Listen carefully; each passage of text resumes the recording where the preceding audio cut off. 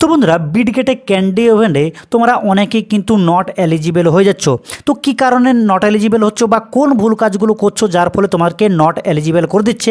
তো আজ আমরা এই ভিডিওর মাধ্যমে প্রধান 10টি কারণ বা ভুল বলবো, যে ভুলগুলো তোমরা অজান্তে করে ফেলছো যার ফলে তোমরা নট এলিজিবল হয়ে যাচ্ছ।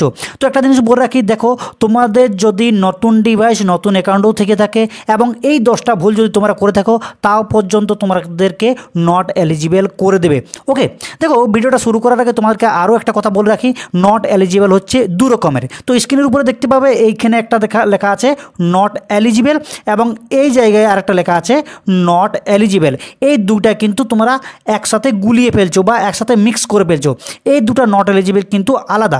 প্রথম যে নট এলিজিবলটা হচ্ছে সেটা হচ্ছে তোমরা কোনো একটা ইভেন্টে যোগ হয়েছো, যোগ হয়ে যাওয়ার পর তোমরা টাস্কটা কমপ্লিটও করছো এবং যখন তোমাদেরকে এয়ারড্রপ দিচ্ছে সেই জায়গায় লেখা আছে নট এলিজিবল।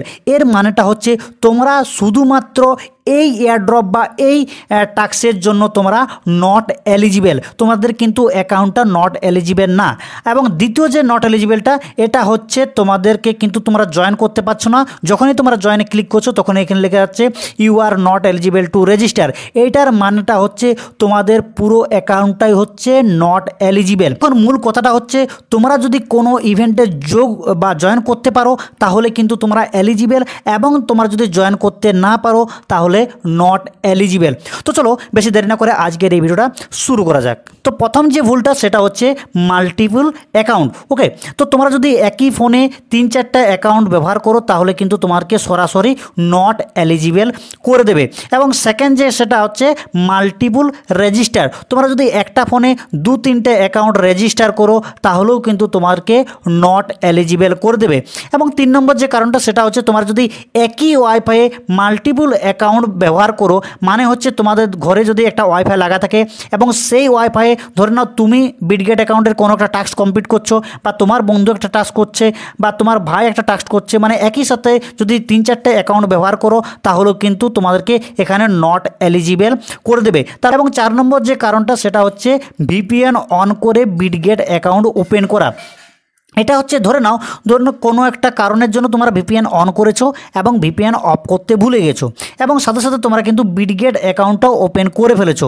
এই ভিপিএনটা অন থাকার ফলে তোমাদের ফোনের আইপিটা কিন্তু চেঞ্জ হয়ে যায়, যার ফলে তোমাকে এখানে কিন্তু নট এলিজিবল করে দেয়। ওকে, এবং নেক্সট যে কারণটা সেটা হচ্ছে লগ আউট লগ ইন। ওকে, দেখো তোমরা যে অ্যাকাউন্ট আছে বিটগেট অ্যাকাউন্টে তোমরা যদি লগ আউট করে দাও এবং সাথে সাথে তোমরা যদি লগ ইন করো তোমাদের এই ফোনের বা এই বিটগেট অ্যাকাউন্টের আইপিটা কিন্তু চেঞ্জ হয়ে যাবে। ওকে, তোমরা কিন্তু অনেকেই জানো না লগ আউট লগ ইন করলেও কিন্তু আইপি চেঞ্জ হয়ে যায়। তো তোমরা কীভাবে দেখবে যে তোমাদের আইপিটা চেঞ্জ হয়েছে কিনা? বিটগেট অ্যাকাউন্টটা ওপেন করার পর বাঁ দিকের যে উপরে ডান দিকের কোনায় ওখানে ক্লিক করবে, ক্লিক করার পরে সিকিউরিটি অপশানে চলে যাবে, যাওয়ার পর দেখতে পাবে আইপি। তো দেখবে প্রথম যে আইপিটা তোমরা লগ ইন করেছে সেটা দেখাবে এবং দ্বিতীয়বার লগ আউট লগ ইন করার পরে যে আইডিটা আছে সেটা নিচে দেখাবে। ওকে, তো এইভাবে তোমরা কিন্তু আইপিটা চেঞ্জ হয়ে গেলে তোমাদেরকে কিন্তু নট এলিজিবল করে দেবে।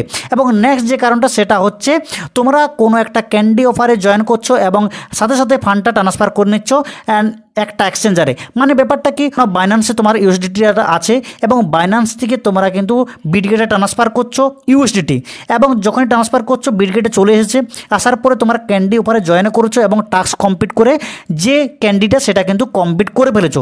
কমপ্লিট করার পর তোমরা সাথে সাথে সেই ইউএসডিটিটা কিন্তু আবারও তোমরা বাইন্যান্স অ্যাকাউন্টে ট্রান্সফার করে নিলে, এটা করার পরেও তোমাদেরকে কিন্তু নট এলিজিবল করে দেয়। ওকে, এবং নেক্সট যে কারণটা সেটা হচ্ছে স্যাম্প আইপিতে ফান্ড ট্রান্সফার। মানে ব্যাপারটা কি, ধরে নাও তোমাদের একটা মোবাইলে বিটগেট অ্যাকাউন্ট আছে, একটা মোবাইলে বাইন্যান্স অ্যাকাউন্ট আছে এবং একই মোবাইলে বিটগেট অ্যাকাউন্টও আছে এবং তোমরা কি কাজ করছো, সেম মোবাইল দিয়ে মানে একটি মোবাইল দিয়েই এই যে বিটগেট বা এই বাইন্যান্স অ্যাকাউন্টটার থেকেই তোমরা কিন্তু বিটগেট অ্যাকাউন্টে ইউএসডিটি ট্রান্সফার করছো। তার ফলে এই যে বাইন্যান্সের আইপিটা সেম থাকছে এবং বিটগেটের আইপিটাও কিন্তু সেম থাকতে, এই সেম থাকার জন্য তোমাদেরকে কিন্তু এখানে নট এলিজিবল করে দেবে। তাহলে তোমরা কি করবে, তোমাদের কোনো বন্ধু বা তোমাদের কোনো ভাই বোন থাকলে সেই ফোনের কোনো এক্সচেঞ্জার থেকে তোমরা কিন্তু বিটগেট অ্যাকাউন্টে ফান্ডটা ট্রান্সফার করতে পারো। ওকে, এটা হচ্ছে কারণ, এর ফলে তোমাদেরকে নট এলিজিবল করে দিচ্ছে। এবং যে 8 নম্বর যে কারণটা সেটা হচ্ছে Bitget account two Bitget account fund transfer. ধরে নাও কোনো একটা তোমার বন্ধু বা তোমার ভাই আছে, তুমি সেই ফোনের দিয়ে তোমরা কিন্তু তোমার অ্যাকাউন্টে বিটগেট অ্যাকাউন্টে তোমরা ফান্ড ট্রান্সফার করছো। এই যে ফোনটা, এই ফোনটার আইপিটা আলাদা এবং এই ফোনটার আইপিটা কিন্তু আলাদা, তা সত্ত্বেও তোমাকে নট এলিজিবল করে দেবে, কারণ একই বিটগেট অ্যাকাউন্টে তোমরা যদি ফান্ড ট্রান্সফার করে এবং ক্যান্ডি অফারে জয়েন হও তাহলে কিন্তু তোমরা নট এলিজিবল হয়ে যাবে। তো তোমরা কাজ কি করবে, কোনো আলাদা এক্সচেঞ্জার থেকে তোমরা কিন্তু এখানে ফান্ড ট্রান্সফার করবে। ওকে, এবং 9 নম্বর যে কারণটা সেটা হচ্ছে একই এক্সচেঞ্জ থেকে মাল্টিপল বিটগেট অ্যাকাউন্টে ফান্ড ট্রান্সফার। দেখো, ধরে নাও তোমার কাছে বা তোমার ভাইয়ের কাছে একটা বাইন্যান্স অ্যাকাউন্ট আছে এবং তুমি কাজ করছো কি, তোমার ভাইয়ের যে বাইন্যান্স অ্যাকাউন্টে ইউএসডিটি আছে সেখান থেকে তোমার বিটগেট অ্যাকাউন্টে কিছু পরিমাণে ইউএসডিটি ট্রান্সফার করছো, আবার তোমার মায়ের অ্যাকাউন্টের বিটগেট অ্যাকাউন্টে তোমার কিছু পরিমাণ ট্রান্সফার করছো, তোমার বাবার বিটগেট অ্যাকাউন্টে কিছু পরিমাণ ট্রান্সফার করছো। এইভাবে যে মাল্টিপল ট্রান্সফার করছো তার ফলেও কিন্তু তোমাকে নট এলিজিবল করে দেবে। লাস্ট এবং সবচেয়ে গুরুত্বপূর্ণ যে কারণটা সেটা হচ্ছে ওয়াশ ট্রেডিং। এই ওয়াশ ট্রেডিংয়ের কারণেই মূলত সমস্ত অ্যাকাউন্টকে নট এলিজিবল হয়ে যাচ্ছে। তাতে তোমার নতুন ডিভাইস থাকুক বা নতুন অ্যাকাউন্টেই থাকুক না কেন, এই ওয়াশ ট্রেডিং তোমরা যদি করে থাকো তাহলে কিন্তু তোমরা নট এলিজিবল হয়ে যাও। তো আমি যদি একটু পার্সেন্টেজ হিসাবে দেখি, দেখো তোমরা 1 থেকে 9 পর্যন্ত যে কারণগুলো দেখলে সেই কারণের মধ্যে তোমরা যদি করে থাকো তাহলে নট এলিজিবল হওয়ার চান্সটা হচ্ছে 20%, এবং শুধুমাত্র 10টা যদি করে থাকো বা 10 নম্বরের ভুলটা তোমরা যদি করে থাকো তাহলে নট এলিজিবল হয়ে যাওয়ার চান্সটা 80%। তো তোমরা বুঝতে পারছো 10 নম্বরটা কতটা গুরুত্বপূর্ণ।